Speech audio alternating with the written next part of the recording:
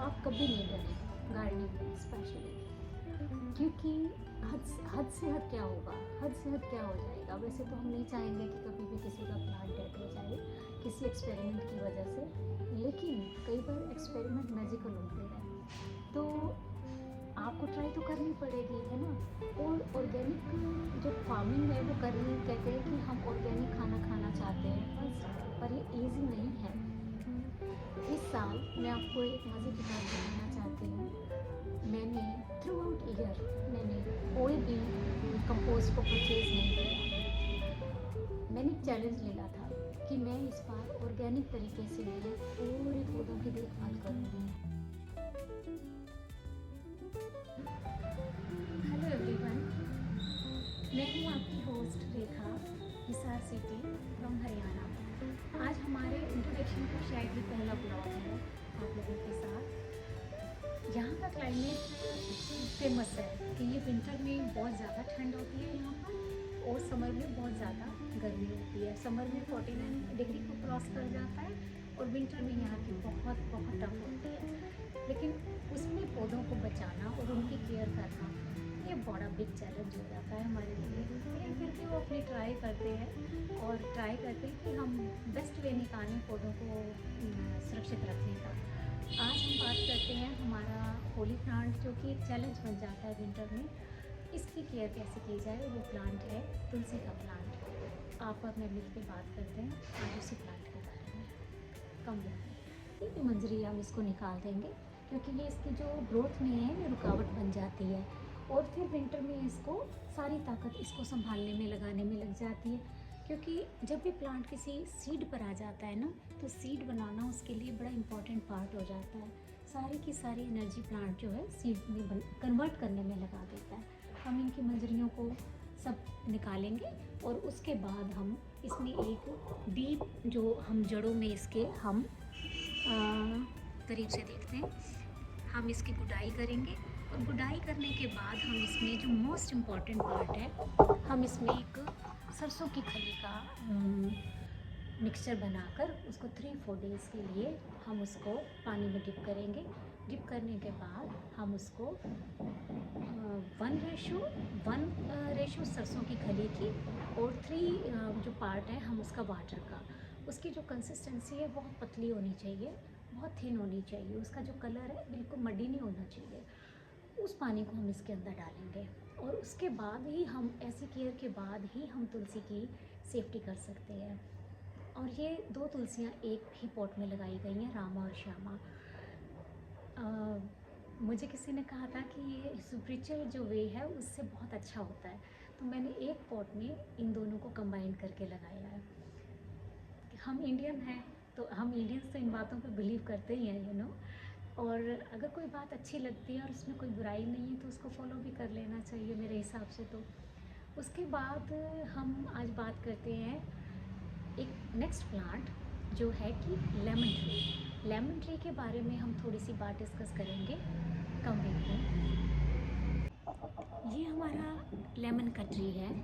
ये देखो, ये सारा फ्रूट अब दे चुका है। फ्रूट देने के बाद अभी सिर्फ इसमें पत्तियां पत्तियां रह गई हैं। इसकी जो केयर है, ये केयर मांगता है जब ये फ्रूट आने से पहले। इस समय अब हमको इसको ऐसे ही छोड़ना पड़ेगा, क्योंकि अगर इस समय हम इसको कुछ करते हैं या कुछ भी, तो ये शॉक में चला जाएगा। अब ये फ्रूट दे चुका है, ये थोड़ा सा रेस्टिंग मोड पे आएगा। और हम फरवरी में हम जितनी भी इसकी अननेसेसरली जितनी भी डैमेज पत्तियां हैं, सॉरी पत्तियां नहीं, हम इसको देखो टहनियाँ हैं, हम इनको निकालेंगे। ये देखो, क्योंकि उसके बाद ये प्लांट फिर से अपने काम पे लग जाएगा, है ना। उसके बाद क्या है कि अब रेस्ट मोड पे जब आएगा तो हमको इसकी मोस्ट इम्पॉर्टेंट फरवरी मंथ में हम इसकी प्रूनिंग करेंगे। प्रूनिंग करते हुए मैं आपको दिखाऊंगी। इस समय इसकी प्रूनिंग नहीं कर सकते हम लोग, ये जनवरी का एंड है और फरवरी की स्टार्टअप है, तो इस समय नहीं छेड़ सकते, क्योंकि अभी जो मौसम का अप डाउन लगा हुआ है। जब मौसम थोड़ा सा स्टेबल हो जाएगा, 5 मंथ का जब मिड आ जाएगा, जब सर्दी बिल्कुल बैक हो जाएगी, तब हम इसके साथ छेड़छाड़ करेंगे। इनकी जो अननेसेसरी ब्रांचेस को हम कट करेंगे, और जब हम कट करेंगे ना, तो आप इस ट्री को मनचाही शेप में ला सकते हैं। कई बार क्या होता है कि ट्री हमारे अकॉर्डिंग नहीं बढ़ रहा होता, पर ज़्यादा भी नेचर के साथ छेड़छाड़ नहीं करनी चाहिए ना। थोड़ा-सा जहाँ पे नेसेसरी लगता है कि नहीं इसकी शेप आपके अकॉर्डिंग नहीं जा रही है, वहीं पे इसको टच करें। और उसके बाद काटने के बाद जब ये उसमें से क्या होगा, डिफरेंट डिफरेंट शाखाएँ निकलेंगी। शाखाएँ निकलेंगी तो उस समय इसको पावर भी चाहिए, है ना? पावर चाहिए तो इसको खाना चाहिए, लाइक अस। तो खाने के लिए हम इसमें क्या करेंगे, हम इसमें जो हर फर्टिलाइज़र को एक बैलेंस करके बोन मील थोड़ी-सी, थोड़ा-सा एप्सम सॉल्ट, थोड़ा-सी वर्मी कंपोस्ट, थोड़ा-सा नीम खली, थोड़ी-सी इसके अंदर राख भी आप ऐड कर सकते हो, पर थोड़ा-थोड़ा।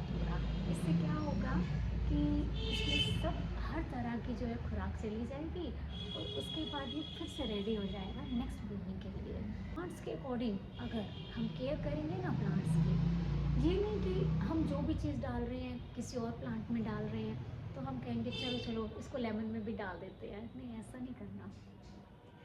जिस प्लांट की जो नीड है और जब नीड है तभी उस पर काम करना है। अगर ऐसा करेंगे आप तो नेचर आपको बहुत फेवर करने वाली है, क्योंकि उसको उसके अकॉर्डिंग, अगर मान लो कोई डेफिशिएंसी नहीं है तो हम डेफिशिएंसी का इलाज कर दें तो वो बात नहीं बनेगी। जब आपको पत्तियाँ पीली लगती हैं तब उसमें एप्सम सॉल्ट का छिड़काव करो। जब कोई डेफिशिएंसी लगती है उसके अकॉर्डिंग आप सर्च कर लो। आजकल तो इंटरनेट पे अ, हम जब छोटे थे हमें ये फैसिलिटीज़ नहीं थी, लेकिन आजकल के जो लोग हैं उनको इंटरनेट के ऊपर बहुत फैसिलिटीज़ हैं कि हम कुछ भी सर्च कर सकते हैं ना।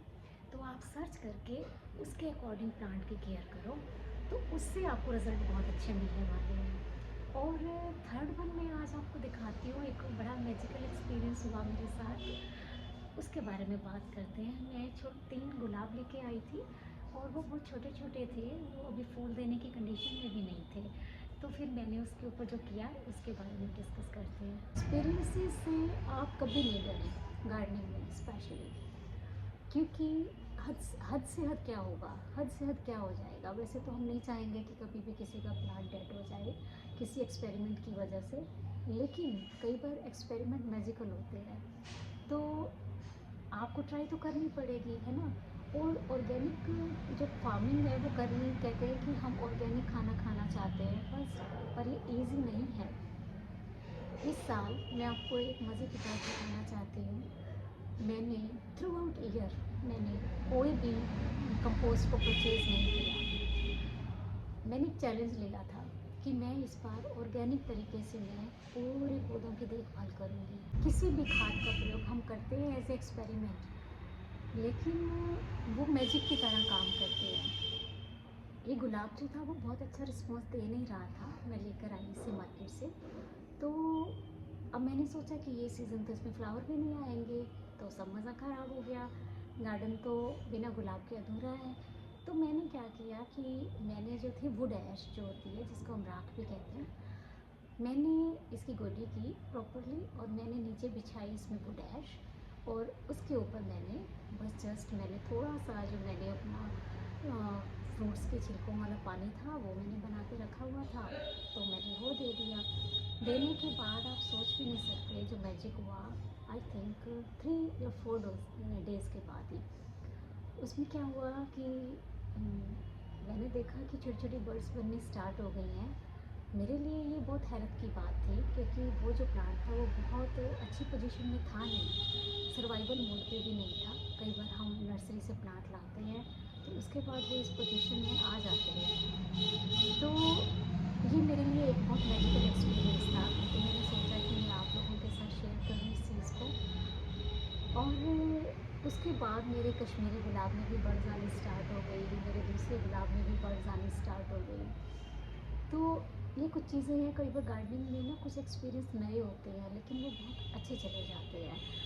अब ये मुझे हमेशा के लिए पता चल गया कि भाई इसके ऊपर जो वुड ऐश है वो कैसा काम करने वाली है।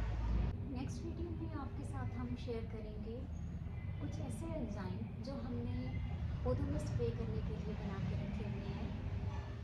कुछ खास नहीं है वो, लेकिन पौधों के लिए बहुत खास है। हमारे लिए जो वेस्ट हो जाता है हम उनको पौधों के लिए खास बना सकते हैं। तो नेक्स्ट वीडियो में हम आपके साथ जुड़ेंगे उन्हीं टॉपिक्स के साथ